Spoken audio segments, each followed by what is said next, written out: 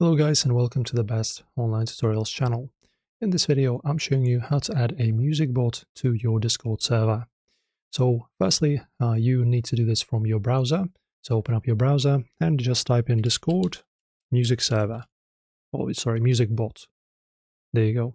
And Jockey Music is one of the most popular one. Let's just choose this one. And as you can see we can just go ahead and press invite. There you go. Continue to Discord. Alright, and now as you can see, Jockey Music wants to access your Discord account. After pressing that on the website, as you can see, this is where you can add this music bot to your server. So to add it, just choose which server you wish to add it to. As you can see, in my case, it's just the test server. Press on continue, authorize as administrator. There you go.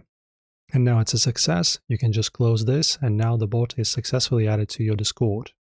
And now you can just use commands, play music, and interact with your friends. That's it for this one. Pretty easy to do. Enjoy, guys. Like the video, subscribe to this channel. See you next time.